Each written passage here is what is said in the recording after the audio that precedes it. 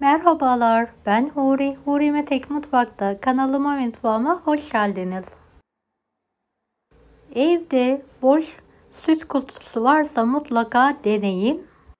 Pratik ve lezzetli bir mozaik pasta tarifi vermek istiyorum. İlk olarak tarifimize kalıbımızı hazırlayarak başlayalım. Boş süt kutusunun ön kısmını keserek hazırlayalım.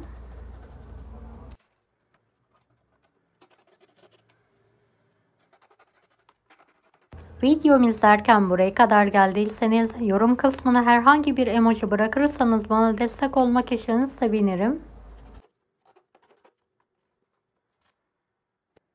Bir paket kakaolu pudingim var. Uygun bir tencereye alıyorum.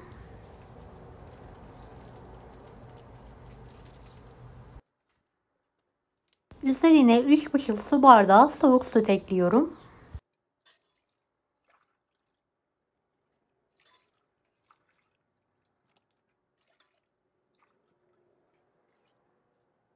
Karıştırarak koyu muhallebi kıvamına gelene kadar ocakta pişiriyorum. Evet, muhallebimi pişirdim. Soğuması için uygun bir kaba alıyorum. 20 dakika ılımaya bırakıyorum.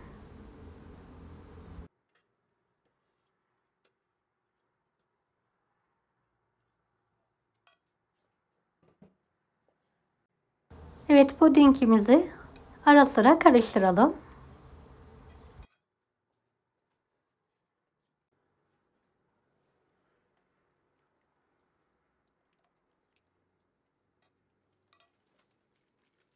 Evet, 2 paket bisküvim var. Paketleri açıyorum. Bisküvileri fazla küçültmeden üzerine kırarak alıyorum.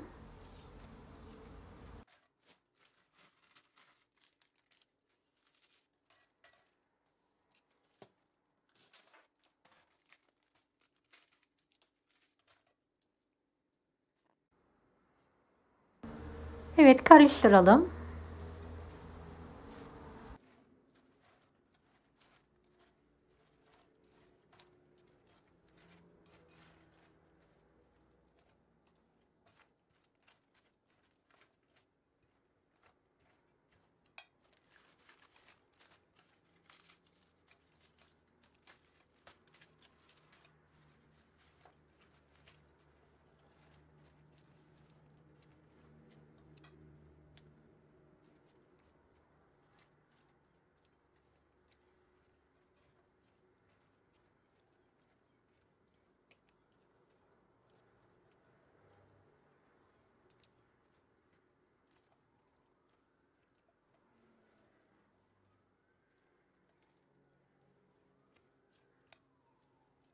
Paketin hepsini kullanmadım.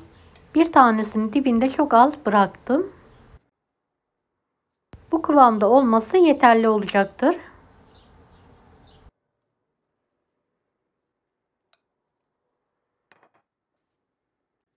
Süt kutusunu streç film ile kapladım ve mozaik pastayı üzerine alarak sıkı sıkı bastırarak kalıba alıyorum.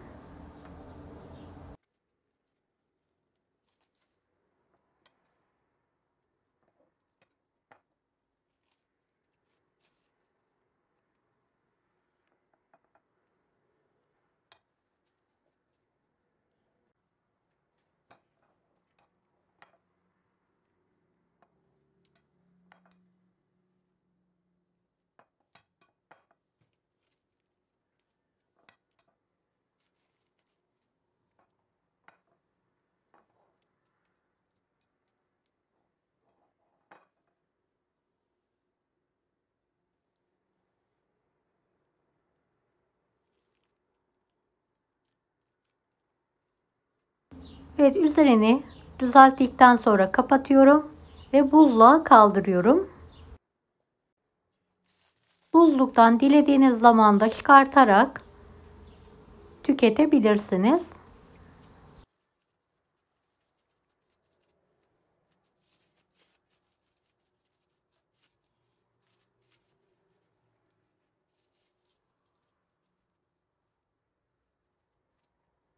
Evet, buzluktan çıkardım. Bir 10 dakika bekledim. Kalıptan çıkartıyorum artık.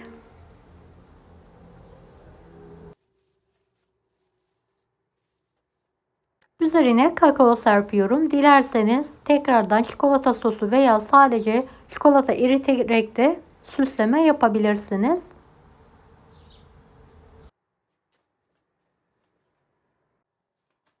Evet, en sonunda Antep fıstığı serpiyorum. Dilediğiniz malzemeyi kullanabilirsiniz.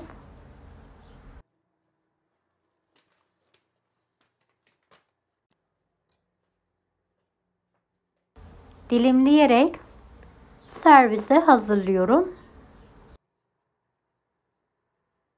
Mozaik pasta hem de soğuk dondurma lezzetinde gerçekten hafif ve lezzetli bir tarif. Mutlaka denemenizi tavsiye ederim.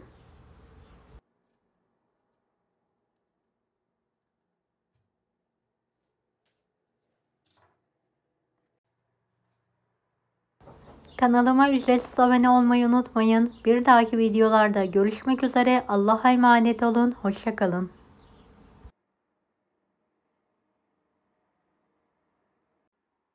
Daha farklı tarifler için bunları da izlemeyi unutmayınız.